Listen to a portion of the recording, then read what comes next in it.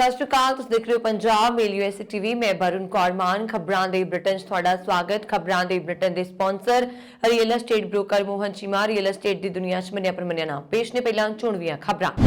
156 ਦੇਸ਼ਾਂ ਲਈ ਯੋਗ ਈ ਵੀਜ਼ਾ ਤੇ ਸਾਰਿਆਂ ਲਈ ਬਹਾਲ ਕੀਤਾ ਨਿਯਮਿਤ ਵੀਜ਼ਾ।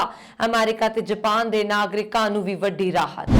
ਵਾਈਡਨ ਨੇ ਰੂਸੀ ਰਾਸ਼ਟਰਪਤੀ ਪੁਤਿਨ ਨੂੰ ਦੱਸਿਆ ਯੁੱਧ ਅਪਰਾਧੀ। ਯੂਕਰੇਨ ਨੂੰ ਭੇਜੀ ਵਿੱਤੀ ਅਤੇ ਜੰਗੀ ਮਦਦ। अमेरिकी संसद विच बोले जेलेंस्की, सानू हुण है तुहाडी लोड़। जो बाइडन वर्ल्स विच होण वाले नाटो सम्मेलन विच करनगे शिरकत। रूसी फौज वालों यूक्रेन विच बमबारी जारी। मारियोपोल विच थिएटर कीता गया तबाह। आस्ट्रेलिया चीन विचाले जंग दा खतरा। अमेरिका ने आस्ट्रेलिया भेजे हजारां फौजी ते मिसाइलां। अमेरिका विच रूसी दूतघर ने अपने नागरिकां लई हॉटलाइन कीती जारी। अमेरिका सने 6 देशों ने बुलाई यूएनएससी दी एमरजेंसी बैठक। यूक्रेन विच मनुखी स्थिति ते होवेगी चर्चा। ते हुण इन्हां खबरां दा विस्तार।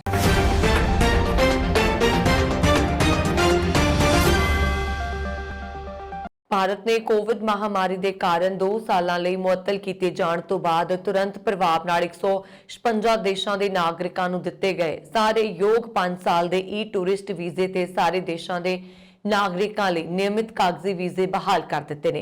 ਅਧਿਕਾਰੀਆਂ ਨੇ ਇਹ ਵੀ ਕਿਹਾ ਕਿ ਵਰਤਮਾਨ ਵਿੱਚ ਅਮਰੀਕਾ ਅਤੇ ਜਾਪਾਨ ਦੇ ਨਾਗਰਿਕਾਂ ਨੂੰ ਜਾਰੀ ਕੀਤੇ ਗਏ ਸਾਰੇ ਵੈਧ ਲੰਬੇ ਸਮੇਂ ਦੇ ਨਿਯਮਿਤ ਟੂਰਿਸਟ ਵੀਜ਼ੇ ਨੂੰ ਬਹਾਲ ਕਰ ਦਿੱਤਾ ਗਿਆ ਹੈ। ਨਵੇਂ ਲੰਬੇ ਸਮੇਂ ਦੇ ਟੂਰਿਸਟ ਵੀਜ਼ੇ ਹੁਣ ਅਮਰੀਕੀ ਅਤੇ ਜਾਪਾਨੀ ਨਾਗਰਿਕਾਂ ਨੂੰ ਵੀ ਜਾਰੀ ਕੀਤੇ ਜਾਣਗੇ। ਇੱਕ ਅਧਿਕਾਰੀ ਨੇ ਦੱਸਿਆ ਕਿ ਉਕਤ 156 ਦੇਸ਼ਾਂ ਦੇ ਨਾਗਰਿਕ ਵੀਜ਼ਾ ਨਿਯਮ 2019 ਦੇ ਅਨੁਸਾਰ ਨਵੇਂ ਈ ਟੂਰਿਸਟ ਵੀਜ਼ਾ ਜਾਰੀ ਕਰਨ ਦੇ ਯੋਗ ਹੋਣਗੇ। ਅਧਿਕਾਰੀਆਂ ਨੇ ਕਿਹਾ ਕਿ ਸਮੇਂ-ਸਮੇਂ ਤੇ ਲਗਾਈਆਂ ਗਈਆਂ ਪਾਬੰਦੀਆਂ ਦੇ ਅਧੀਨ ਯੋਗ ਦੇਸ਼ਾਂ ਦੇ ਨਾਗਰਿਕਾਂ ਨੂੰ 5 ਸਾਲ ਤੱਕ ਦੀ ਵੈਧਤਾ ਦਾ ਨਵਾਂ ਨਿਯਮਿਤ ਟੂਰਿਸਟ ਵੀਜ਼ਾ ਵੀ ਜਾਰੀ ਕੀਤਾ ਜਾਏਗਾ। ਸਮਾਚਾਰ ਏਜੰਸੀ ਪੀਟੀਆਈ ਦੀ ਇੱਕ ਰਿਪੋਰਟ ਦੇ ਅਨੁਸਾਰ ਟੂਰਿਸਟ ਅਤੇ ਈ ਟੂਰਿਸਟ ਵੀਜ਼ਾ ਤੇ ਵਿਦੇਸ਼ੀ ਨਾਗਰਿਕ ਸਿਰਫ ਮਨੋਨੀਤ ਮੈਰੀਟਾਈਮ ਇਮੀਗ੍ਰੇਸ਼ਨ ਚੈੱਕ ਪੋਸਟ ਜਾਂ ਹਵਾਈ ਅੱਡੇ ਦੇ ਆਈਸੀਪੀ ਰਾਹੀਂ ਉਡਾਣਾਂ ਰਾਹੀਂ ਭਾਰਤ ਵਿੱਚ ਦਾਖਲ ਹੋ ਸਕਣਗੇ, ਜਿਸ ਵਿੱਚ ਬੰਦੇ ਭਾਰਤ ਮਿਸ਼ਨ ਜਾਂ 에ਅਰ ਬਬਲ ਸਕੀਮ ਦੇ ਤਹਿਤ ਜਾਂ directorate general of civil aviation ਜਾਂ ਸ਼ਹਿਰੀ ਹਵਾਬਾਜ਼ੀ ਮੰਤਰਾਲੇ ਦੁਆਰਾ ਮਨਜ਼ੂਰ ਉਡਾਣਾਂ ਨੂੰ ਵੀ ਸ਼ਾਮਲ ਕੀਤਾ ਗਿਆ। ਕਿਸੇ ਵੀ ਸਥਿਤੀ ਵਿੱਚ ਵਿਦੇਸ਼ੀ ਨਾਗਰਿਕਾਂ ਨੂੰ ਸੈਰ ਸਪਾਟਾ ਵੀਜ਼ਾ ਜਾਂ ਈ ਟੂਰਿਸਟ ਵੀਜ਼ਾ ਤੇ ਜ਼ਮੀਨੀ ਸਰਹੱਦ ਜਾਂ ਦਰਿਆਈ ਰਸਤੇ ਰਾਹੀਂ ਦਾਖਲ ਹੋਣ ਦੀ ਆਗਿਆ ਦਿੱਤੀ ਜਾਏਗੀ। ਅਧਿਕਾਰੀ ਨੇ ਕਿਹਾ ਕਿ ਸਰਕਾਰੀ ਨਿਰਦੇਸ਼ ਅਫਗਾਨਿਸਤਾਨ ਦੇ ਨਾਗਰਿਕਾਂ ਤੇ ਲਾਗੂ ਨਹੀਂ ਹੋਣਗੇ ਜੋ ਕੇਂਦਰੀ ਗ੍ਰਹਿ ਮੰਤਰਾਲਾ ਦੁਆਰਾ ਜਾਰੀ ਕੀਤੇ ਗਏ ਵੱਖਰੇ ਨਿਰਦੇਸ਼ਾਂ ਦੁਆਰਾ ਨਿਯੰਤਰਿਤ ਹੁੰਦੇ ਰਹਿਣਗੇ। यूक्रेन ते रूस के हमले तो आम नागरिकों ते पए विनाशकारी प्रभाव के विचकार अमेरिकी राष्ट्रपति जो बाइडन ने अपने रूसी हमरुतवा व्लादिमीर पुतिन ਨੂੰ युद्ध अपराधी दस्या। बाइडन ने व्हाइट हाउस ਵਿੱਚ ਇੱਕ ਸਮਾਰੋਹ ਦੌਰਾਨ ਪੱਤਰਕਾਰਾਂ ਨੂੰ ਕਿਹਾ ਕਿ ਮੈਨੂੰ ਲੱਗਦਾ ਹੈ ਕਿ ਪੁਤਿਨ ਇੱਕ ਜੰਗ ਅਪਰਾਧੀ ਨੇ। ਉਹਨਾਂ ਤੋਂ ਪੁੱਛਿਆ ਗਿਆ ਸੀ ਕਿ ਪੁਤਿਨ ਜੰਗ ਅਪਰਾਧੀ ਹੈ, ਜਿਸ ਦੇ ਜਵਾਬ ਵਿੱਚ ਉਹਨਾਂ ਨੇ ਇਹ ਸ਼ਬਦ ਕਹੇ। ਇੱਕ ਹੋਰ ਸਵਾਲ ਦੇ ਜਵਾਬ ਵਿੱਚ ਉਹਨਾਂ ਨੇ ਪੁਤਿਨ ਨਾਲ ਗੱਲਬਾਤ ਕਰਨ ਤੋਂ ਇਨਕਾਰ ਕੀਤਾ। ਇਸ ਤੋਂ ਥੋੜੀ ਦੇਰ ਬਾਅਦ ਵਾਈਟ ਹਾਊਸ ਦੀ ਪ੍ਰੈਸ ਸਕੱਤਰ ਜੇਨ ਸਾਕੀ ਨੇ ਕਿਹਾ ਕਿ ਮੈਨੂੰ ਲੱਗਦਾ ਹੈ ਕਿ ਰਾਸ਼ਟਰਪਤੀ ਦੀਆਂ ਟਿੱਪਣੀਆਂ ਹੀ ਕਾਫੀ ਨੇ। ਅਸੀਂ ਉਹਨਾਂ ਦੇ ਕਾਨੂੰਨੀ ਤਾਨਾਸ਼ਾਹ ਦੀਆਂ ਜਿਹੜੀਆਂ ਕਾਰਵਾਈਆਂ ਟੈਲੀਵਿਜ਼ਨ ਤੇ ਦੇਖੀਆਂ ਉਹ ਉਸ ਆਧਾਰ ਤੇ ਦਿਲ ਤੋਂ ਬੋਲ ਰਹੇ ਸਨ। ਇਸ ਤੋਂ ਪਹਿਲਾਂ ਬਾਈਡਨ ਨੇ ਯੂਕਰੇਨ ਲਈ 80 ਕਰੋੜ ਡਾਲਰ ਦੀ ਵਾਧੂ ਸਹਾਇਤਾ ਰਾਸ਼ੀ ਦਾ ਐਲਾਨ ਕੀਤਾ ਸੀ ਅਤੇ ਇਸ ਨਾਲ ਅਮਰੀਕਾ ਨੇ ਇੱਕ ਹਫ਼ਤੇ ਤੋਂ ਵੀ ਘੱਟ ਸਮੇਂ ਵਿੱਚ ਯੂਕਰੇਨ ਨੂੰ 1 ਅਰਬ ਡਾਲਰ ਦੀ ਸਹਾਇਤਾ ਦੇਣ ਦਾ ਐਲਾਨ ਕੀਤਾ। ਬਾਈਡਨ ਨੇ ਕਿਹਾ ਕਿ ਪੁਤਿਨ ਯੂਕਰੇਨ ਵਿੱਚ ਭਿਆਨਕ ਤਬਾਹੀ ਅਤੇ ਦਹਿਸ਼ਤ ਪੈਦਾ ਕਰ ਰਹੇ ਨੇ। ਇਮਾਰਤਾਂ, ਮੈਟਰਨਿਟੀ ਵਾਰਡਾਂ, ਹਸਪਤਾਲਾਂ ਤੇ ਬੰਬਾਰੀ ਕਰ ਰਿਹਾ ਹੈ। ਮੇਰਾ ਮਤਲਬ ਹੈ ਕਿ ਇਹ ਬਹੁਤ ਭਿਆਨਕ ਹੈ। ਮੈਂ ਇਸ ਬਾਰੇ ਆਪਣੇ ਪਿੱਛੇ ਖੜੇ ਸਾਡੇ ਕਮਾਂਡਰ ਜਨਰਲ ਨਾਲ ਮਿਲੇ ਨਾਲ ਗੱਲ ਕਰ ਰਿਹਾ ਹਾਂ। ਮੈਨੂੰ ਲੱਗਦਾ ਹੈ ਕਿ ਹੈਰਾਨ ਕਰਨ ਵਾਲਾ ਹੈ, ਅਸੀਂ ਕੱਲ ਰਿਪੋਰਟਾਂ ਦੇਖੀਆਂ ਕਿ ਰੂਸੀ ਬਲਾਂ ਨੇ ਮਾਰੀਓਪੋਲ ਦੇ ਸਭ ਤੋਂ ਵੱਡੇ ਹਸਪਤਾਲ ਵਿੱਚ ਸੈਂਕੜੇ ਡਾਕਟਰਾਂ ਅਤੇ ਮਰੀਜ਼ਾਂ ਨੂੰ ਬੰਦਕ ਬਣਾ ਲਿਆ ਹੈ। ਉਹਨਾਂ ਨੇ ਕਿਹਾ ਕਿ ਇਹ ਵਧੀਕੀਆਂ ਨੇ। ਇਹ ਦੁਨੀਆ ਲਈ ਗੁੱਸੇ ਦਾ ਮਾਮਲਾ ਹੈ ਅਤੇ ਯੂਕਰੇਨ ਪ੍ਰਤੀ ਸਮਰਥਨ ਲਈ ਦੁਨੀਆ ਇਕਜੁੱਟ ਹੈ। ਅਮਰੀਕਾ ਆਪਣੇ ਸਹਿਯੋਗੀਆਂ ਅਤੇ ਭਾਈਵਾਲਾਂ ਦੇ ਨਾਲ ਇਸ ਕੋਸ਼ਿਸ਼ ਦੀ ਅਗਵਾਈ ਕਰ ਰਿਹਾ ਅਤੇ ਸੁਰੱਖਿਆ ਦੇ ਮਾਨਵਤਾਵਾਦੀ ਸਹਾਇਤਾ ਦੇ ਵੱਡੇ ਪੱਧਰ ਪ੍ਰਦਾਨ ਕਰ ਰਿਹਾ। यूक्रेन के राष्ट्रपति व्लादिमीर जेलेंस्की ने रूस के खिलाफ यूक्रेन की लड़ाई विच अमेरिकी संसद तो होर ज्यादा मदद की अपील करते हुए परल हार्बर ਅਤੇ 11 ਸਤੰਬਰ 2001 ਨੂੰ ਹੋਏ ਅੱਤਵਾਦੀ ਹਮਲਿਆਂ ਦਾ ਬੁੱਧਵਾਰ ਨੂੰ ਜ਼ਿਕਰ ਕੀਤਾ। ਅਮਰੀਕੀ ਸੰਸਦ ਭਵਨ ਕੰਪਲੈਕਸ ਵਿੱਚ ਸੰਬੋਧਨ ਵਿੱਚ ਜ਼ੈਲੈਂਸਕੀ ਨੇ ਕਿਹਾ ਕਿ ਸਾਨੂੰ ਹੁਣ ਤੁਹਾਡੀ ਲੋੜ ਹੈ। ਉਹਨਾਂ ਨੇ ਕਿਹਾ ਕਿ ਮੈਂ ਤੁਹਾਡੇ ਤੋਂ ਹੋਰ ਜ਼ਿਆਦਾ ਮਦਦ ਦੀ ਅਪੀਲ ਕਰਦਾ ਹਾਂ। ਜ਼ੈਲੈਂਸਕੀ ਨੇ ਕਿਹਾ ਕਿ ਅਮਰੀਕਾ ਨੂੰ ਰੂਸੀ ਸੰਸਦ ਮੈਂਬਰਾਂ ਤੇ ਪਾਬੰਦੀ ਲਗਾ ਦੇਣੀ ਚਾਹੀਦੀ ਹੈ ਤੇ ਰੂਸ ਤੋਂ ਦਰਾਮਦ ਰੋਕ ਦੇਣੀ ਚਾਹੀਦੀ ਹੈ। ਨਾਲ ਹੀ ਉਹਨਾਂ ਨੇ ਆਪਣੇ ਦੇਸ਼ ਵਿੱਚ ਜੰਗ ਨਾਲ ਹੋਈ ਤਬਾਹੀ ਅਤੇ ਵਿਨਾਸ਼ ਦੀ ਇੱਕ ਵੀਡੀਓ ਸੰਸਦ ਮੈਂਬਰਾਂ ਨਾਲ ਭਰੇ ਇੱਕ ਆਡੀਟੋਰੀਅਮ ਵਿੱਚ ਦਿਖਾਈ। ਉਹਨਾਂ ਨੇ ਕਿਹਾ ਕਿ ਯੂਕਰੇਨ ਪਿੱਛੇ ਨਹੀਂ ਹਟੇਗਾ, ਰੂਸ ਨੇ ਸਾਡੇ ਅਧਿਕਾਰਾਂ ਤੇ ਹਮਲਾ ਕੀਤਾ ਹੈ। ਹੁਣ ਤੱਕ ਰੂਸ ਨੇ 1000 ਤੋਂ ਜ਼ਿਆਦਾ ਮਿਜ਼ਾਈਲਾਂ ਸੁੱਟੀਆਂ ਨੇ। ਉਹਨਾਂ ਨੇ ਰੂਸੀਆਂ ਤੇ ਹੋਰ ਆਰਥਿਕ ਪਾਬੰਦੀਆਂ ਦੀ ਮੰਗ ਕਰਦਿਆਂ ਕਿਹਾ ਆਮਦਨ ਨਾਲੋਂ ਜ਼ਿਆਦਾ ਮਹੱਤਵਪੂਰਨ ਸ਼ਾਂਤੀ ਹੈ। ਉਹਨਾਂ ਦੇ ਸੰਬੋਧਨ ਤੋਂ ਪਹਿਲਾਂ ਤੇ ਬਾਅਦ ਵਿੱਚ ਸੰਸਦ ਮੈਂਬਰਾਂ ਨੇ ਆਪਣੀਆਂ ਸੀਟਾਂ ਤੇ ਖੜੇ ਹੋ ਕੇ ਉਹਨਾਂ ਦਾ ਸਵਾਗਤ ਕੀਤਾ।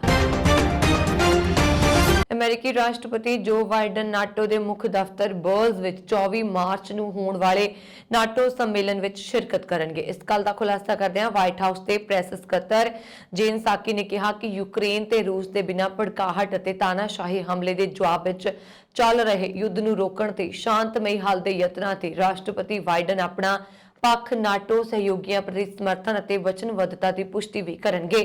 ਬਾਈਡਨ ਦੀ ਯਾਤਰਾ ਦੇ ਵੇਰਵੇ ਭਾਵੇਂ ਹਾਲੇ ਸਪਸ਼ਟ ਨਹੀਂ ਹਨ, ਪਰ ਸਾਕੀ ਨੇ ਇਹ ਸੰਕੇਤ ਜ਼ਰੂਰ ਦਿੱਤਾ ਹੈ ਕਿ ਜੰਗ ਤੋਂ ਪ੍ਰਭਾਵਿਤ ਲੋਕਾਂ ਨੂੰ ਮਾਨਵਤਾਵਾਦੀ ਸਹਾਇਤਾ ਪ੍ਰਦਾਨ ਕਰਨ ਲਈ ਟ੍ਰਾਂਸ ਐਟਲਾਂਟਿਕ ਕੋਸ਼ਿਸ਼ਾਂ ਤੇ ਚਰਚਾ ਜ਼ਰੂਰ ਹੋਏਗੀ। ਸੰਭਾਵਨਾ ਹੈ ਕਿ ਬਾਈਡਨ ਪੋਲੈਂਡ ਵੀ ਜਾ ਸਕਦੇ ਨੇ, ਜਿੱਥੇ ਵਧੇਰੇ ਯੂਕਰੇਨ ਵਾਸੀਆਂ ਨੇ ਸ਼ਰਨ ਲਈ ਹੋਈ ਹੈ।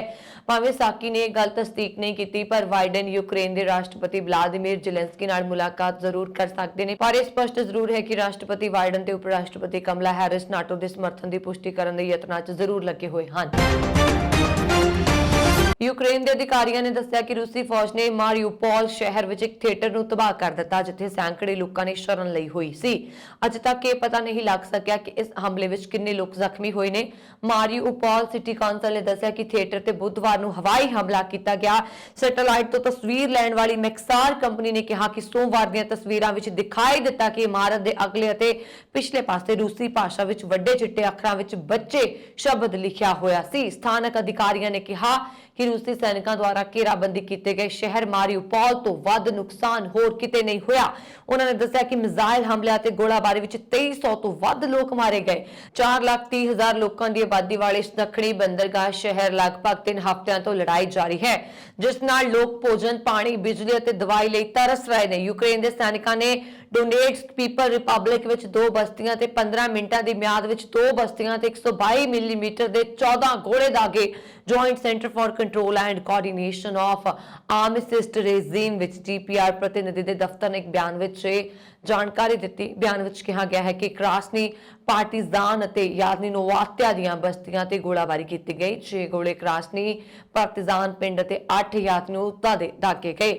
ਗੌਰਤਲਬ ਹੈ ਕਿ ਯੂਕਰੇਨੀ ਫੌਜਾਂ ਦੇ ਹਮਲਿਆਂ ਤੋਂ ਬਚਾਅ ਲਈ ਡੋਨੇਸਟਿਕ ਅਤੇ ਲੁਹਾਨਸਕ ਗਣਰਾਜਾਂ ਦੀਆਂ ਕਾਲਾਂ ਦੇ ਜਵਾਬ ਵਿੱਚ ਰੂਸ ਨੇ 24 ਫਰਵਰੀ ਨੂੰ ਯੂਕਰੇਨ ਵਿੱਚ ਇੱਕ ਵਿਸ਼ੇਸ਼ ਫੌਜੀ ਕਾਰਵਾਈ ਸ਼ੁਰੂ ਕੀਤੀ, ਜੋ ਅਜੇ ਤੱਕ ਜਾਰੀ ਹੈ। ਰੂਸ ਯੂਕਰੇਨ ਜੰਗ ਦੇ ਵਿਚਕਾਰ ਹੁਣ ਚੀਨ ਅਤੇ ਆਸਟ੍ਰੇਲੀਆ ਵਿਚਾਲੇ ਜੰਗ ਦੇ ਬੱਦਲ ਮੰਡਰਾ ਰਹੇ ਨੇ। ਆਸਟ੍ਰੇਲੀਆ ਨੇ ਮੰਨਿਆ ਹੈ ਕਿ ਚੀਨ ਨਾਲ ਤਣਾਅ ਵੱਧ ਰਿਹਾ, ਜੋ ਜੰਗ ਵਿੱਚ ਬਦਲ ਸਕਦਾ ਹੈ। ਇਸ ਦੌਰਾਨ ਆਸਟ੍ਰੇਲੀਆ ਨਾਲ ਔਕਸ ਸਮਝੌਤਾ ਕਰਨ ਵਾਲਾ ਅਮਰੀਕਾ ਹਜ਼ਾਰਾਂ ਦੀ ਗਿਣਤੀ ਵਿੱਚ ਫੌਜ, ਸੱਤਾ ਤੋਂ ਹਵਾ ਵਿੱਚ ਮਾਰ ਕਰਨ ਵਾਲੀਆਂ ਮਿਜ਼ਾਈਲਾਂ, ਘਾਤਕ ਤੋਪਖਾਨੇ, ਰਾਕੇਟ ਅਤੇ ਡਰੋਨ ਜਹਾਜ਼ ਆਸਟ੍ਰੇਲੀਆ ਭੇਜ ਰਿਹਾ। ਇਹ ਅਮਰੀਕੀ ਫੌਜੀ ਆਸਟ੍ਰੇਲੀਆਈ ਫੌਜ ਨੂੰ ਇਹਨਾਂ ਹਥਿਆਰਾਂ ਦੀ ਵਰਤੋਂ ਕਰਨੀ ਸਿਖਾਉਣਗੇ। ਡੇਲੀ ਮੇਲ ਦੀ ਰਿਪੋਰਟ ਮੁਤਾਬਕ ਅਮਰੀਕੀ ਮਰੀਨ ਫੋਰਸ ਦੇ 2200 ਜਵਾਨ ਆਗਾਮੀ ਸਤੰਬਰ ਤੋਂ ਆਸਟ੍ਰੇਲੀਆ ਦੇ ਉੱਤਰੀ ਖੇਤਰ ਵਿੱਚ ਤਾਇਨਾਤ ਰਹਿਣਗੇ। ਆਸਟ੍ਰੇਲੀਆ ਦੀ ਰੱਖਿਆ ਬਲ ਮੁਤਾਬਕ ਅਜਿਹਾ ਪਹਿਲੀ ਵਾਰ ਹੋ ਰਿਹਾ ਜਦੋਂ ਅਮਰੀਕੀ ਪੈਦਲ ਫੌਜ ਦੇ 250 ਜਵਾਨ ਵੀ ਤਾਇਨਾਤ ਕੀਤੇ ਜਾ ਰਹੇ ਨੇ। ਇਹ ਅਮਰੀਕੀ ਫੌਜੀਆਂ ਦਾ ਸਮੂਹ ਭਾਰਤ ਪ੍ਰਸ਼ਾਂਤ ਖੇਤਰ ਵਿੱਚ ਵਾਸ਼ਿੰਗਟਨ ਦੀ ਪਹਿਲਕਦਮੀ ਦਾ ਹਿੱਸਾ ਹੈ, ਜਿਸ ਦੇ ਜ਼ਰੀਏ ਆਉਣ ਵਾਲੇ ਸਾਲਾਂ 'ਚ ਤਾਇਵਾਨ ਤੇ ਚੀਨ ਦੇ ਹਮਲੇ ਦੇ ਖਤਰੇ ਦਾ ਜਵਾਬ ਦੇਣ ਦੀ ਤਿਆਰੀ ਕੀਤੀ ਜਾ ਸਕੇ। ਆਸਟ੍ਰੇਲੀਆ ਦੇ ਰੱਖਿਆ ਮੰਤਰੀ ਪੀਟਰ ਡਟਨ ਨੇ ਸਤੰਬਰ ਵਿੱਚ ਚੇਤਾਵਨੀ ਦਿੱਤੀ ਸੀ ਕਿ ਚੀਨ ਨਾਲ ਟਕਰਾਅ ਨੂੰ ਘੱਟ ਨਾ ਸਮਝਿਆ ਜਾਵੇ। ਉਹਨਾਂ ਨੇ ਕਿਹਾ ਕਿ ਯੂਕਰੇਨ ਤੇ ਰੂਸ ਦੇ ਹਮਲੇ ਨੂੰ ਲੈ ਕੇ ਦੁਨੀਆ ਰੁੱਝੀ ਹੋਈ ਹੈ ਅਤੇ ਚੀਨ ਤਾਇਵਾਨ ਨੂੰ ਆਪਣੇ ਨਾਲ ਜੋੜਨ ਦੀ ਹਿੰਮਤ ਕਰ ਸਕਦਾ ਹੈ। ਅਮਰੀਕੀ ਮਰੀਨ ਦੀ ਇਸ ਤੈਨਾਤੀ ਤੋਂ ਇਲਾਵਾ ਦੋਵਾਂ ਦੇਸ਼ਾਂ ਦੀ ਹਵਾਈ ਸੈਨਾ ਵਿਚਾਲੇ ਸਹਿਯੋਗ ਵੀ ਵਧ ਰਿਹਾ। ਰਿਪੋਰਟ ਮੁਤਾਬਕ ਅਮਰੀਕਾ ਦੇ 1000 ਮਰੀਨ ਫੌਜੀ ਪਹਿਲਾਂ ਹੀ ਆਸਟ੍ਰੇਲੀਆ ਪਹੁੰਚ ਚੁੱਕੇ ਹਨ। ਅਮਰੀਕਾ ਵਿੱਚ ਸਥਿਤ ਰੂਸ ਦੇ ਦੂਤਘਰ ਨੇ ਉਹਨਾਂ ਰੂਸੀ ਨਾਗਰਿਕਾਂ ਲਈ ਇੱਕ ਹੌਟਲਾਈਨ ਜਾਰੀ ਕੀਤੀ ਹੈ, ਜਿਨ੍ਹਾਂ ਨਾਲ ਦੇਸ਼ ਵਿੱਚ ਵਿਤਕਰਾ ਕੀਤਾ ਜਾ ਰਿਹਾ। ਦੂਤਵਾਸ ਨੇ ਟੈਲੀਗ੍ਰਾਮ ਤੇ ਕਿਹਾ ਕਿ ਸੰਯੁਕਤ ਰਾਜ ਵਿੱਚ ਰਹਿ ਰਹੇ ਰੂਸੀ ਨਾਗਰਿਕਾਂ ਦੇ ਧਿਆਨ ਲਈ ਯੂਕਰੇਨ ਵਿੱਚ ਸੰਘਰਸ਼ ਦੇ ਦੌਰਾਨ ਰਾਸ਼ਟਰੀ, ਭਾਸ਼ਾਈ, ਸੱਭਿਆਚਾਰਕ, ਧਾਰਮਿਕ ਅਤੇ ਹੋਰ ਅਪਰਾਧਾਂ ਤੇ ਰੂਸੀ ਬੋਲਣ ਵਾਲੇ ਨਾਗਰਿਕਾਂ ਨਾਲ ਵਿਤਕਰੇ ਦੇ ਵੱਧ ਰਹੇ ਮਾਮਲਿਆਂ ਦੇ ਸੰਬੰਧ ਵਿੱਚ ਦੂਤਘਰ ਨੇ ਇੱਕ ਵਿਸ਼ੇਸ਼ ਸੰਚਾਰ ਚੈਨਲ ਬਣਾਇਆ। ਦੂਤਕਰ ਦੇ ਅਨੁਸਾਰ ਰਸ਼ੀਅਨ ਫੈਡਰੇਸ਼ਨ ਦੇ ਨਾਗਰਿਕ ਜਿਨ੍ਹਾਂ ਦਾ ਅਪਮਾਨ ਕੀਤਾ ਜਾ ਰਿਹਾ, ਜੋ ਹਿੰਸਾ ਦਾ ਸ਼ਿਕਾਰ ਹੋ ਰਹੇ ਨੇ ਜਾਂ ਜੋ ਜੀਵਨ ਅਤੇ ਸਿਹਤ ਲਈ ਖਤਰੇ ਸਮੇਤ ਕਈ ਤਰ੍ਹਾਂ ਦੇ ਪਰੇਸ਼ਾਨੀ ਦਾ ਸ਼ਿਕਾਰ ਨੇ, ਉਹਨਾਂ ਨੂੰ ਕਾਲ ਕਰਨ ਲਈ ਜਾਂ ਤੇ ਈਮੇਲ ਕਰਨ ਦੀ ਸਲਾਹ ਦਿੱਤੀ ਜਾਂਦੀ ਹੈ। ਬਿਨੇਕਾਰਾਂ ਨੂੰ ਸੰਪਰਕ ਵੇਰਵੇ ਛੱਡਣ ਲਈ ਕਿਹਾ ਗਿਆ ਹੈ। यूक्रेन ਤੇ ਚਰਚਾ ਕਰਨ ਲਈ ਵੀਰਵਾਰ ਨੂੰ ਸੰਯੁਕਤ ਰਾਸ਼ਟਰ ਸੁਰੱਖਿਆ ਪਰਿਸ਼ਦ ਦੀ ਹੰਗਾਮੀ ਬੈਠਕ ਬੁਲਾਈ ਗਈ। ਇਹ ਮੀਟਿੰਗ ਬਾਅਦ ਦੁਪਹਿਰ 3 ਵਜੇ ਹੋਈ, ਜਿਸ ਵਿੱਚ ਯੂਕਰੇਨ ਵਿੱਚ ਮਨੁੱਖੀ ਸਥਿਤੀ ਬਾਰੇ ਚਰਚਾ ਕੀਤੀ ਜਾਏਗੀ। ਇਹ ਬੈਠਕ America, Britain, France, Albania, Ireland ਅਤੇ ਨਾਰਵੇ ਨੇ ਬੁਲਾਈ। ਤੁਹਾਨੂੰ ਦੱਸ ਦਈਏ ਕਿ ਰੂਸ ਅਤੇ ਯੂਕਰੇਨ ਵਿਚਾਲੇ ਜੰਗ ਨੂੰ 21 ਦਿਨ ਬੀਤ ਚੁੱਕੇ ਨੇ। ਅਜੇ ਵੀ ਹਾਲਾਤ ਸੁਧਰਦੇ ਨਜ਼ਰ ਨਹੀਂ ਆ ਰਹੇ। ਹਾਲਾਂਕਿ ਚੱਲ ਰਹੀ ਜੰਗ ਨੂੰ ਰੋਕਣ ਲਈ ਹੁਣ ਤੱਕ ਗੱਲਬਾਤ ਨਾਕਾਮ ਰਹਿਣ ਤੋਂ ਬਾਅਦ ਰੂਸ ਅਤੇ ਯੂਕਰੇਨ ਨੇ ਕੱਲ ਕੁਝ ਅਜਿਹੇ ਸੰਕੇਤ ਦਿੱਤੇ ਕਿ ਦੋਵਾਂ ਧਿਰਾਂ ਵਿਚਾਲੇ ਸਮਝੌਤੇ ਤੇ ਪਹੁੰਚਣ ਦੀਆਂ ਸੰਭਾਵਨਾਵਾਂ ਦਿਖਾਈ ਦੇਣ ਲੱਗੀਆਂ ਨੇ। ਇਸ ਤੋਂ ਪਹਿਲਾਂ ਇੰਟਰਨੈਸ਼ਨਲ ਕੋਰਟ ਆਫ ਜਸਟਿਸ ਨੇ ਰੂਸ ਨੂੰ ਯੂਕਰੇਨ 'ਚ ਫੌਜੀ ਕਾਰਵਾਈ ਤੁਰੰਤ ਰੋਕਣ ਦਾ ਹੁਕਮ ਦਿੱਤਾ।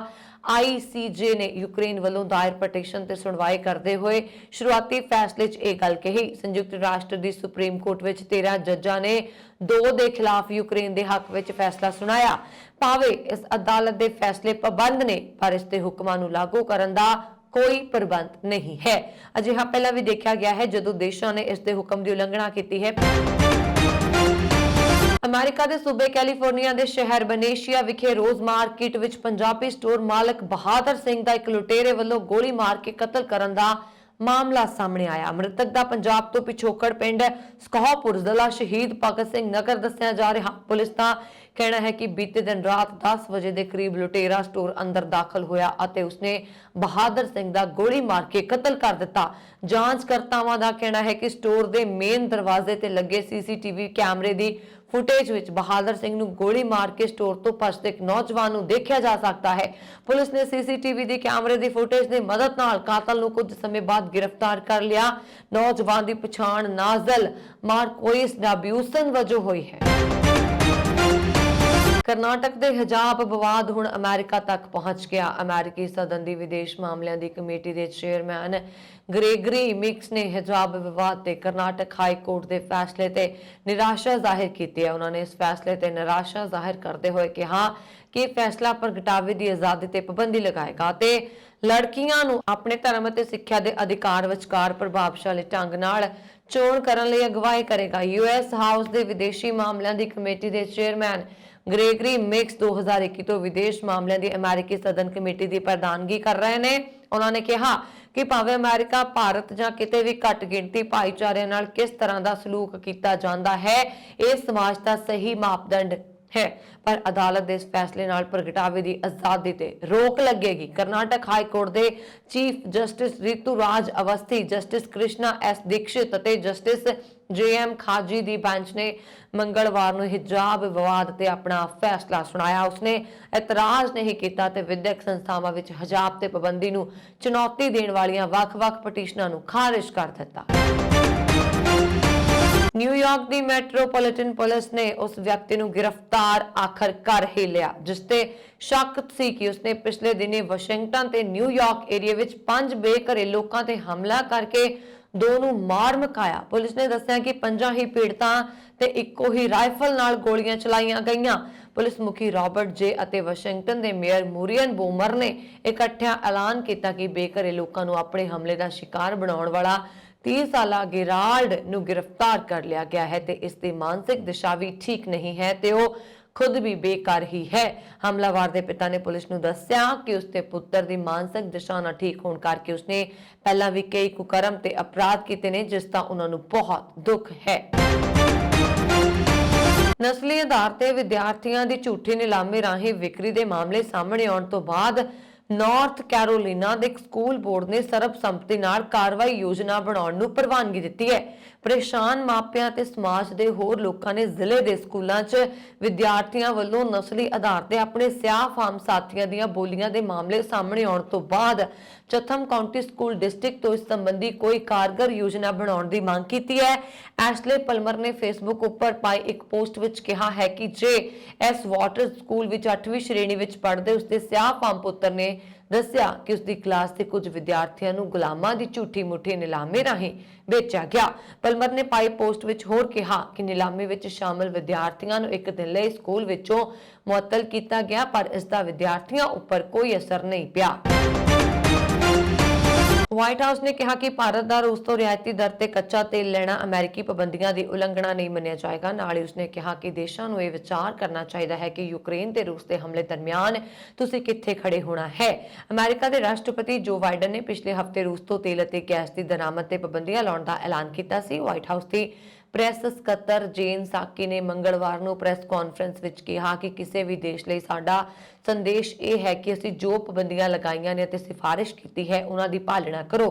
ਭਾਰਤ ਵੱਲੋਂ ਰਿਆਇਤੀ ਦਰ ਤੇ ਕੱਚੇ ਤੇਲ ਦੀ ਰੂਸੀ ਪੇਸ਼ਕਸ਼ ਨੂੰ ਸਵੀਕਾਰ ਕਰਨ ਦੀ ਸੰਭਾਵਨਾ ਵਾਲੀ ਇੱਕ ਰਿਪੋਰਟ ਦੇ ਬਾਰੇ ਵਿੱਚ ਪੁੱਛੇ ਜਾਣ ਤੇ ਸਾਕੀ ਨੇ ਕਿਹਾ ਕਿ ਮੈਨੂੰ ਨਹੀਂ ਲੱਗਦਾ ਹੈ ਕਿ ਉਹਨਾਂ ਦੀ ਉਲੰਘਣਾ ਹੋਏਗੀ। ਸਾਕੀ ਨੇ ਕਿਹਾ ਕਿ ਇਸ ਗੱਲ ਤੇ ਧਿਆਨ ਦੇਈਏ ਕਿ ਮੌਜੂਦਾ ਸਮੇਂ ਦੇ ਸੰਦਰਭ ਵਿੱਚ ਤੁਸੀਂ ਇਤਿਹਾਸ ਕਿਸ ਤਰ੍ਹਾਂ ਦਰਜ ਹੋਣਾ ਚਾਹੁੰਦੇ ਹੋ। ਤੁਸੀਂ ਲੀਡਰਸ਼ਿਪ ਦੇ ਸਮਰਥਨ ਇੱਕ ਹਮਲੇ ਨੂੰ ਸਮਰਥਨ ਹੈ ਜਿਸ ਦੇ ਵਿਨਾਸ਼ਕਾਰੀ ਪ੍ਰਭਾਵ ਨੇ। ਭਾਰਤ ਨੇ ਯੂਕਰੇਨ ਤੇ ਰੂਸੀ ਹਮਲੇ ਦਾ ਸਮਰਥਨ ਨਹੀਂ ਕੀਤਾ ਅਤੇ ਉਹ ਸਾਰੇ ਹਿੱਤ ਧਾਰਕਾਂ ਨਾਲ ਗੱਲਬਾਤ ਰਾਹੀਂ ਮਤਭੇਦ ਨੂੰ ਸੁਲਝਾਉਣ ਦੀ ਲਗਾਤਾਰ ਕੋਸ਼ਿਸ਼ ਕਰ ਰਿਹਾ ਹੈ।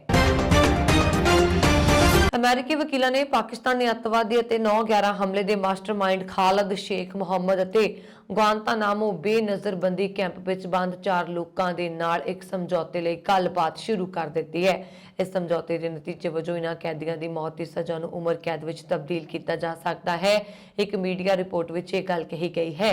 ਅਖਬਾਰ ਦਾ ਨਿਊਯਾਰਕ ਟਾਈਮਜ਼ ਨੇ ਕਿਹਾ ਕਿ ਅਜਿਹਾ ਹੋਣ ਨਾਲ ਮੌਤ ਦੀ ਸਜ਼ਾ ਦੀ ਵਕਾਲਤ ਕਰ ਰਹੇ ਪੀੜਤ ਪਰਿਵਾਰ ਨੂੰ ਨਿਰਾਸ਼ਾ ਹੋਏਗੀ। 11 ਸਤੰਬਰ 2001 ਨੂੰ ਨਿਊਯਾਰਕ ਵਿੱਚ ਹੋਏ ਇੱਕ ਅੱਤਵਾਦੀ ਹਮਲੇ 'ਚ ਵਰਲਡ ਟ੍ਰੇਡ ਸੈਂਟਰ ਦੇ 2 ਟਾਵਰਾਂ ਨੂੰ ਨਿਸ਼ਾਨਾ ਬਣਾਇਆ ਗਿਆ ਸੀ। ਇਸ ਹਮਲੇ ਵਿੱਚ ਕਈ ਭਾਰਤੀਆਂ ਸਮੇਤ ਲਗਭਗ 3000 ਲੋਕ ਮਾਰੇ ਗਏ ਸੀ। ਅਖਬਾਰ ਅਨੁਸਾਰ ਜਲਦੀ ਹੀ ਕੋਈ ਸਮਝੌਤਾ ਹੋਣ ਦੀ ਉਮੀਦ ਨਹੀਂ ਹੈ, ਪਰ ਦੋਸ਼ੀ ਦੀਆਂ ਦਲੀਲਾਂ ਤੋਂ ਫਾਂਸੀ ਦੀ ਸਜ਼ਾ ਨੂੰ ਉਮਰ ਕੈਦ ਵਿੱਚ ਤਬਦੀਲ ਕਰਨ ਨਾਲ ਅਮਰੀਕੀ ਰਾਸ਼ਟਰਪਤੀ ਜੋ ਬਾਈਡਨ ਦੇ ਪ੍ਰਸ਼ਾਸਨ ਨੂੰ ਗੁਆਂਟਾਨਾਮੋ ਬੇ ਵਿੱਚ ਨਜ਼ਰਬੰਦੀ ਕਾਰਵਾਈ ਨੂੰ ਖਤਮ ਕਰਨ ਦੀ ਆਪਣੀ ਯੋਜਨਾ ਨੂੰ ਬਦਲਣਾ ਪੈ ਸਕਦਾ ਹੈ ਅਤੇ ਇਸ ਦੀ ਬਜਾਏ ਕੁਝ ਹੋਰ ਲੋਕਾਂ ਲਈ ਇੱਕ ਫੌਜੀ ਜੇਲ੍ਹ ਦੇ ਰੂਪ ਵਿੱਚ ਪੇਸ਼ ਕੀਤਾ ਜਾ ਸਕਦਾ ਹੈ। ਰਿਪੋਰਟ ਅਨੁਸਾਰ 58 ਸਾਲਾ ਸ਼ੇਖ ਅਤੇ 4 ਹੋਰ ਸਹਿ ਮੁਲਾਜ਼ਮਾਂ ਲਈ ਇਸਤਗਾਸਾ ਪੱਖ ਨੇ ਵਕੀਲਾਂ ਨਾਲ ਗੱਲਬਾਤ ਸ਼ੁਰੂ ਕਰ ਦਿੱਤੀ ਹੈ ਤਾਂ ਜੋ ਇੱਕ ਸੰਭਾਵੀ ਸਮਝੌਤੇ ਤੇ ਗੱਲਬਾਤ ਕੀਤੀ ਜਾ ਸਕੇ ਜਿਸ ਨਾਲ ਮੌਤ ਦੀ ਸਜ਼ਾ ਦੀ ਸੰਭਾਵਨਾ ਨੂੰ ਖਤਮ ਕੀਤਾ ਜਾ ਸਕੇ। ਜਾਪਾਨ ਵਿੱਚ ਦੇਰ ਰਾਤ ਭੂਚਾਲ ਦੇ ਤੇਜ਼ ਝਟਕੇ ਮਹਿਸੂਸ ਕੀਤੇ ਗਏ। ਤੇਜ਼ ਭੂਚਾਲ ਕਾਰਨ 4 ਲੋਕਾਂ ਦੀ ਮੌਤ ਹੋ ਗਈ ਜਦਕਿ 90 ਤੋਂ ਵੱਧ ਲੋਕ ਜ਼ਖਮੀ ਦੱਸੇ ਜਾ ਰਹੇ ਨੇ। ਭੂਚਾਲ ਦੀ ਤੀਬਰਤਾ 7.4 ਮਾਪੀ ਗਈ। ਭੂਚਾਲ ਉੱਤਰੀ ਜਾਪਾਨ ਦੇ ਫੂਕੂਸ਼ੀਮਾ ਤੱਟ ਤੇ ਆਇਆ। ਭੂਚਾਲ ਦਾ ਕੇਂਦਰ ਸਮੁੰਦਰ ਤਲ ਚੋਂ 60 ਕਿਲੋਮੀਟਰ ਹੇਠਾਂ ਸੀ। ਭੂਚਾਲ ਕਾਰਨ ਕਰੀਬ 20 ਲੱਖ ਘਰਾਂ ਦੀ ਬਿਜਲੀ ਗੁੱਲ ਹੋ ਗਈ। ਸ਼ਹਿਰ ਵਿੱਚ ਹਨੇਰਾ ਸੀ। ਕਈ ਘਰਾਂ ਨੂੰ ਨੁਕਸਾਨ ਹੋਣ ਦੀ ਵੀ ਖਬਰ ਹੈ। ਭੂਚਾਲ ਤੋਂ ਬਾਅਦ ਸੁਨਾਮੀ ਦੀ ਚੇਤਾਵਨੀ ਵੀ ਜਾਰੀ ਕੀਤੀ ਗਈ ਸੀ ਪਰ ਬਾਅਦ ਵਿੱਚ ਇਸ ਨੂੰ ਵਾਪਸ ਲੈ ਲਿਆ ਗਿਆ। ਜਾਪਾਨ ਦੇ ਪ੍ਰਧਾਨ ਮੰਤਰੀ ਫੂਮੀਓ ਕਿਸ਼ੀਦਾ ਨੇ ਵੀਰਵਾਰ ਸਵੇਰੇ ਸੰਸਦੀ ਸੈਸ਼ਨ ਵਿੱਚ ਦੱਸਿਆ ਕਿ ਭੂਚਾਲ ਵਿੱਚ 4 ਲੋਕ ਮਾਰੇ ਗਏ ਅਤੇ ਉਹਨਾਂ ਦੀ ਮੌਤ ਦੇ ਕਾਰਨਾਂ ਦੀ ਜਾਂਚ ਕੀਤੀ ਜਾ ਰਹੀ ਹੈ। ਜਾਣਕਾਰੀ ਦਿੰਦਿਆਂ ਉਹਨਾਂ ਨੇ ਦੱਸਿਆ ਕਿ ਭੂਚਾਲ ਕਾਰਨ 97 ਲੋਕ ਜ਼ਖਮੀ ਵੀ ਹੋਏ ਨੇ। ਇਜ਼ਰਾਈਲ ਵਿੱਚ ਕੋਰੋਨਾ ਵਾਇਰਸ ਦੇ ਇੱਕ ਨਵੇਂ ਰੂਪ ਦੇ 2 ਮਾਮਲੇ ਸਾਹਮਣੇ ਆਏ ਨੇ। ਇਹ ਜਾਣਕਾਰੀ ਸਿਹਤ ਮੰਤਰਾਲੇ ਨੇ ਦਿੱਤੀ ਹੈ। ਹਾਲਾਂਕਿ ਸਿਹਤ ਮੰਤਰਾਲੇ ਦੇ ਅਧਿਕਾਰੀਆਂ ਦਾ ਕਹਿਣਾ ਹੈ ਕਿ ਉਹ ਇਸ ਬਾਰੇ ਜ਼ਿਆਦਾ ਚਿੰਤਤ ਨਹੀਂ ਹਨ। ਇਹ ਨਵਾਂ ਵੈਰੀਐਂਟ ਕੋਵਿਡ-19 ਦੇ ਓਮਿਕਰੋਨ ਵੈਰੀਐਂਟ ਦੇ 2 ਉਪਵਰਗਾਂ BA1, BA2 ਦਾ ਸੁਮੇਲ ਹੈ। ਇਜ਼ਰਾਈਲ ਦੇ ਬੇਨ ਗੁਰੀਆਨ ਹਵਾਈ ਅੱਡੇ ਤੇ ਉਤਰਨ ਵਾਲੇ 2 ਯਾਤਰੀਆਂ ਦੀ RT-PCR ਰਿਪੋਰਟ ਵਿੱਚ ਇਹ ਰੂਪ ਪਾਇਆ ਗਿਆ। ਸਿਹਤ ਮੰਤਰਾਲਾ ਨੇ ਇਹ ਵੀ ਕਿਹਾ ਕਿ ਫਿਲਹਾਲ ਪੂਰੀ ਦੁਨੀਆ 'ਚ ਇਸ ਵੈਰੀਐਂਟ ਬਾਰੇ ਕੋਈ ਜਾਣਕਾਰੀ ਨਹੀਂ। ਇਹ ਵੀ ਕਿਹਾ ਗਿਆ ਹੈ ਕਿ ਇਸ ਵੈਰੀਐਂਟ ਦੇ 2 ਮਾਮਲਿਆਂ ਦਾ ਹਲਕਾ ਬੁਖਾਰ, ਸਿਰ ਦਰਦ ਅਤੇ ਮਾਸਪੇਸ਼ੀਆਂ ਦੀ ਖਰਾਬੀ ਵਰਗੇ ਲੱਛਣ ਦੇਖੇ ਗਏ। ਹਾਲਾਂਕਿ ਇਸ ਦੇ ਮਰੀਜ਼ਾਂ ਨੂੰ ਕਿਸੇ ਵਿਸ਼ੇਸ਼ ਮੈਡੀਕਲ ਸਹੂਲਤ ਦੀ ਲੋੜ ਨਹੀਂ ਹੈ। ਸਿੱਖ ਸੰਗਤ ਵੱਲੋਂ ਕੈਨੇਡਾ ਵਿੱਚ ਇੱਕ ਮੀਟਿੰਗ ਹੋਈ। ਇਸ ਵਿੱਚ ontario ਦੀਆਂ ਸਾਰੀਆਂ ਹੀ ਕਲੱਬਾਂ ਨੇ ਹਿੱਸਾ ਲਿਆ ਅਤੇ ਸਾਂਝੇ ਤੌਰ ਤੇ ਫੈਸਲਾ ਲਿਆ ਕਿ ਜਦੋਂ ਤੱਕ ਸੰਦੀਪ ਨੰਗਲ ਅੰਬੀਆਂ ਦੇ ਕਤਲ ਦੇ ਦੋਸ਼ੀ ਨਹੀਂ ਫੜੇ ਜਾਂਦੇ ਉਸ ਸਮੇਂ ਤੱਕ ontario ਵਿੱਚ ਕੋਈ ਵੀ ਕਲੱਬ ਕਬੱਡੀ ਟੂਰਨਾਮੈਂਟ ਨਹੀਂ ਕਰਵਾਏਗਾ। ਜੇਕਰ ਲੋੜ ਪਈ ਤਾਂ ਇਸ ਸਾਲ ਵਾਲਾ ਵਰਲਡ ਕਬੱਡੀ ਕੱਪ ਵੀ ਨਹੀਂ ਹੋਏਗਾ। ਮਾਰਚ 14 ਨੂੰ ਡਿਕਸੀ ਗੁਰਦੁਆਰਾ ਸਾਹਿਬ ਸੰਦੀਪ ਨੰਗਲ ਅੰਬੀਆਂ ਦੀ ਰੂਹ ਦੀ ਸ਼ਾਂਤੀ ਲਈ ontario ਦੀ ਕਲੱਬਾਂ ਵੱਲੋਂ ਸਹਿਜ ਪਾਠ ਵੀ ਰਖਵਾਏ ਗਏ ਜਿਸ ਦਾ ਆਉਣ ਵਾਲੇ ਦਿਨਾਂ ਵਿੱਚ ਭੋਗ ਪਏਗਾ। ਸੰਯੁਕਤ ਕਿਸਾਨ ਮੋਰਚਾ ਦੀ ਅਗਵਾਈ ਦਾ ਇਤਿਹਾਸਕ ਅੰਦੋਲਨ ਆਪਣੇ ਪਹਿਲੇ ਪੜਾਅ ਵਿੱਚ ਕਾਮਯਾਬ ਹੋਣ ਦੇ ਨਾਲ ਹੁਣ ਦੂਜੇ ਪੜਾਅ ਵਿੱਚ ਪ੍ਰਵੇਸ਼ ਕਰ ਰਿਹਾ। 3 ਕਾਲੇ ਕਾਨੂੰਨਾਂ ਦੇ ਰੱਦ ਹੋਣ ਤੋਂ ਬਾਅਦ ਘੱਟੋ-ਘੱਟ ਸਮਰਥਨ ਮੁੱਲ ਦੀ ਕਾਨੂੰਨੀ ਗਰੰਟੀ, ਖੇਤੀ ਤੇ ਕਾਰਪੋਰੇਟ ਕੰਟਰੋਲ ਵਿਰੋਧ ਅਤੇ ਕਿਸਾਨਾਂ ਦੇ ਹੋਰ ਲੰਬੇ ਸਮੇਂ ਤੋਂ ਲਟਕਦੇ ਆ ਰਹੇ ਮੁੱਦਿਆਂ ਨੂੰ ਲੈ ਕੇ ਅੰਦੋਲਨ ਦਾ ਨਵਾਂ ਦੌਰ ਸ਼ੁਰੂ ਹੋ ਗਿਆ। ਇਸ ਦੌਰ ਵਿੱਚ ਸਰਕਾਰ ਦਾ ਕਿਸਾਨ ਵਿਰੋਧੀ ਸਟੈਂਡ ਹੋਰ ਵੀ ਖੁੱਲ੍ਹ ਕੇ ਸਾਹਮਣੇ ਆ ਰਿਹਾ। ਲਖੀਮਪੁਰ ਖੀਰੀ ਵਿੱਚ ਕਿਸਾਨਾਂ ਦੇ ਕਾਤਲਾਂ ਨੂੰ ਬਚਾਉਣ ਅਤੇ ਬੇਕਸੂਰ ਕਿਸਾਨਾਂ ਨੂੰ ਫਸਾਉਣ ਦੀ ਸਾਜ਼ਿਸ਼ ਜਾਰੀ ਹੈ। ਕੇਂਦਰ ਸਰਕਾਰ 9 ਦਸੰਬਰ ਨੂੰ ਕਿਸਾਨਾਂ ਨਾਲ ਕੀਤੇ ਆਪਣੇ ਵਾਅਦਿਆਂ ਤੋਂ ਮੁੱਕਰ ਰਹੀ ਹੈ ਅਤੇ ਪਿਛਲੇ ਦਰਵਾਜ਼ੇ ਰਾਹੀਂ ਕਿਸਾਨ ਵਿਰੋਧੀ ਕਾਨੂੰਨ ਅਤੇ ਸਮਝੌਤੇ ਥੋਪਣ ਦੀ ਕੋਸ਼ਿਸ਼ ਕਰ ਰਹੀ ਹੈ। ਅਜਿਹੀ ਸਥਿਤੀ ਵਿੱਚ ਇਹ ਜ਼ਰੂਰੀ ਹੈ ਕਿ ਕਿਸਾਨ ਲਹਿਰ ਪਹਿਲਾਂ ਨਾਲੋਂ ਵੱਧ ਤਾਕਤ ਅਤੇ ਏਕਤਾ ਦਿਖਾ ਕੇ ਇਸ ਚੁਣੌਤੀ ਦਾ ਸਾਹਮਣਾ ਕਰੇ। ਅਜਿਹੇ ਨਾਜ਼ੁਕ ਮੋੜ ਤੇ ਇਤਿਹਾਸਕ ਏਕਤਾ ਵਿਰੁੱਧ ਕਿਸੇ ਵੀ ਚੁਣੌਤੀ ਦਾ ਡਟ ਕੇ ਟਾਕਰਾ ਕਰਨਾ ਪਏਗਾ। ਸੰਯੁਕਤ ਕਿਸਾਨ ਮੋਰਚਾ ਦੀ 15 ਜਨਵਰੀ ਨੂੰ ਹੋਈ ਕੌਮੀ ਮੀਟਿੰਗ ਵਿੱਚ ਸਰਬਸੰਮਤੀ ਨਾਲ ਫੈਸਲਾ ਕੀਤਾ ਗਿਆ ਕਿ ਇਹਨਾਂ ਚੋਣਾਂ ਵਿੱਚ ਪਾਰਟੀ ਬਣਾਉਣ ਵਾਲੀ ਸੰਯੁਕਤ ਕਿਸਾਨ ਮੋਰਚਾ ਨਾਲ ਸੰਬੰਧਿਤ ਕੋਈ ਵੀ ਕਿਸਾਨ ਯੂਨੀਅਨ ਜਾਂ ਚੋਣ ਲੜਨ ਵਾਲਾ ਕੋਈ ਵੀ ਆਗੂ ਸੰਯੁਕਤ ਵਿੱਚ ਨਹੀਂ ਰਹੇਗਾ। ਕਿਸਾਨ ਮੋਰਚੇ ਤੇ ਇਹ ਵੀ ਫੈਸਲਾ ਕੀਤਾ ਕਿ ਜੇਕਰ ਲੋੜ ਪਈ ਤਾਂ ਵਿਧਾਨ ਸਭਾ ਚੋਣਾਂ ਤੋਂ ਪਹਿਲਾਂ ਅਪ੍ਰੈਲ ਮਹੀਨੇ ਵਿੱਚ ਇਸ ਫੈਸਲੇ ਦੀ ਸਮੀਖਿਆ ਕੀਤੀ ਜਾਏਗੀ। ਇਸ ਹਨ ਹੁਣ ਤੱਕ ਦੀਆਂ ਖਬਰਾਂ। ਮੈਨੂੰ ਵਰੁਣ ਕੌਰ ਮਾਨੂ ਦਿਓ ਆਗਿਆ। ਹੋਰ ਖਬਰਾਂ ਦੇ ਲਈ ਸਾਡਾ YouTube ਚੈਨਲ ਪੰਜਾਬ ਮੇਲ ਯੂਨੀਵਰਸਿਟੀ ਵੀ ਜ਼ਰੂਰ ਸਬਸਕ੍ਰਾਈਬ ਕਰੋ। ਸਤਿ ਸ਼੍ਰੀ ਅਕਾਲ।